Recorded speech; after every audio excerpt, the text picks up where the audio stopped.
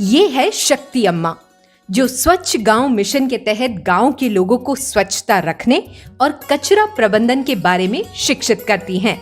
ये कार्यक्रम Hindustan Unilever limited के सामाजिक पहल शक्ति द्वारा कई गांवों में चलाया जा रहा है। इसका उद्देश्य लोगों को सफाई के प्रति जागरूक करना और गांव को कचरे के दुष्प्रभाव से दूर रखना है।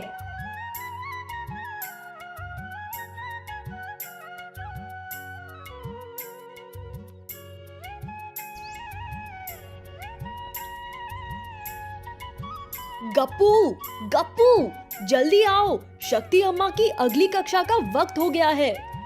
हाँ हाँ अपू, बस आ गया, चलो चले। पिछली बार शक्ति अम्मा ने हमें कचरे के 4 प्रकार बताए थे। आज भी कुछ नया ही होगा कक्षा में। मुझे तो बहुत ही अच्छा लग रहा है कि हम सब बच्चे बेहतर कल के सिपाही बनने के लिए तैयार हो रहे हैं। हम तो तैयार हो रहे हैं, पर गांव के लोग कचरा इधर उधर ही फेंकते रहते हैं। ये देखो ना, राजू ने चिप्स खाकर पैकेट सड़क पर ही फेंक दिया। उधर सरिता मौसी ने सब्जियों के छिलके घर के बाहर ही डाल दिए। वो देखो, गोरिया गाय को चाहिए खाना, पर किसी ने पॉलिथीन में ही खाना डालकर दे दिया। ये सब देखकर मुझे बड़ा गुस्सा आता है। और मुझे तो भूख लगने लगी अप्पू। क्या गप्पू, तुम हर वक्त खाने के बारे में ही सोचते हो क्या? नहीं नहीं अप्पू, बड़ी अजीब तरह की भूख लग रही है। अब तो ये भूख शक्ति अम्मा की कक्षा में ही शांत होगी। चलो जल्दी चले। कचरे की उम्र बढ़ेगी तो हमारी उम्र घटेगी। आ गए हमारे बेहतर कल के सिपाही। हाँ, तो आज का विषय कहाँ से शुरू करें? शक्ति अम्मा, पहले तो आप गप्पू की समस्या दूर कीजिए। आज इसे अजीब सी भूख लगी है। सुबह अपने घर से खाकर आया था, अभी रास्ते में भी मेरा टिफिन खा गया और कहता है अभी भी भूख नहीं मिटी। क्यों गप्पू, क्या हुआ? तुम्हारी तबीयत तो ठीक है? जी शक्ति अम्मा, मैं ठीक हूँ। दरअसल मुझे खाने की नहीं, ज्ञान की भूख लगी है आज। पिछली कक्षा के बाद आज भी कुछ नया बताएंगी ना आप, तभी मेरी भूख शांत होगी। घबराओ मत गप्पू, आज तुम्हारी भूख जरूर शांत होगी, क्योंकि आज हम जानेंगे कि कचरा प्रबंधन में गड़बड़ी कहाँ होती है और इसके कारण कचरे को सड़ने में कितना समय लग जाता है। तो चलो शुरू करते हैं। सदियों पहले लोग अपने कचरे का निपटान दूर भूमि क्षेत्र में एक गड्ढा खोदकर करते थे। तब कम जनसंख्या के कारण कचरे का उत्पादन भी कम होता था। अब जनसंख्या बढ़ चुकी है, कचरे का उत्पादन भी बढ़ गया है।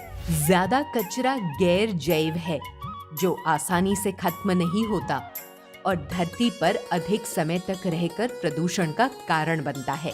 कचरे के कुप्रबंधन से जल प्रदूषण, मिट्टी का कटाव और वायु प्रदूषण हो सकता है। तरल और ठोस कचरे का प्रबंधन और निपटान, उसका उपचार और उसे रिसाइकल करके फिर से उपयोगी बनाना अपशिष्ट प्रबंधन के अंतर्गत आता है।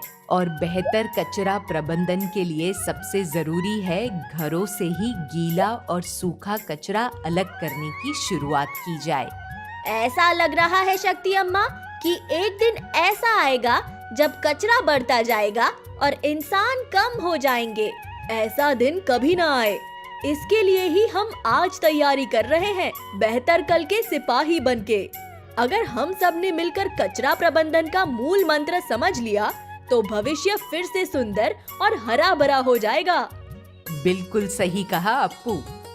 आज की स्थिति को देखा जाए तो भारत में 77% कूड़ा खुले में फेंक दिया जाता है।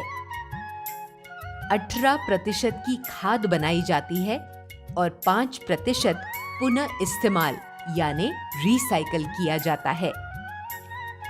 हर साल करीब 80 लाख टन प्लास्टिक महासागरों में मिलता है। फिर तो ये पानी के जीव जंतुओं को भी बहुत नुकसान पहुंचाता होगा।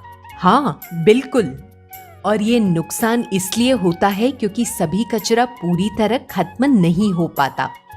अब देखो और समझो कि कौन सा कचरा पूरी तरह नष्ट होने में कितना समय लेता है।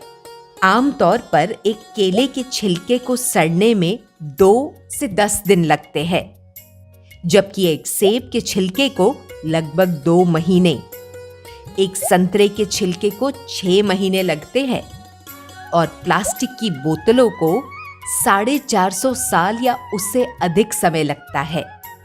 और कचरा भराव क्षेत्र में प्लास्टिक की थैलियों को सड़ने में 10 से 1000 साल तक का समय लगता है। क्या 1000 साल? हाँ बिल्कुल, इसलिए तो पॉलिथीन की जगह कपड़े के झोले और प्लास्टिक के कम से कम इस्तेमाल की सलाह दी जा रही है, ताकि प्लास्टिक प्रदूषण पर नियंत्रण लगाया जा सके। अब हम समझे शक्ति अम्मा कि कचरे की उम्र बढ़ेगी तो हमारी उम्र घटेगी। अब बताओ गप्पू, क्या तुम्हारी भूख शांत हुई? हाँ शक्ति अम्मा, आज भी बहुत कुछ समझ आया कि कचरा प्रबंधन की शुरुआत हमें अपने घरों से करनी होगी, ताकि हम सब मिलकर एक बेहतर भविष्य बना सकें और गांव को स्वस्थ रखें। शक्ति अम्मा, आपने हमारा दिमाग तो ज्ञान से भर दिया, पर बाकी गांव वालों का क्या? सही कहा अप्पू, हमें सभी गांव वालों से भी बात करनी चाहिए। अगली कक्षा में हम उन्हें भी बुलाएंगे। अब खुश? तो आप भी कचरा प्रबंधन की शुरुआत अपने अपने घरों से करने को तैयार है ना? तो फिर बताइए, एक केले के छिलके को सड़ने में कितने दिन लगते हैं? 5 से 10 दिन या 2 से 10 दिन? एक प्लास्टिक की बोतल को सड़ने में कितना समय लगता है? 100 साल या 450 साल? एक संतरे के छिलके को सड़ने में कितना समय लगता है? 1 महीना या 6 महीने? क्या आपने सभी सही जवाब दिए? बहुत बढ़िया। तो अब और भी नई बातें जानने के लिए मेरी अगली कक्षा में जरूर आइएगा। नमस्ते।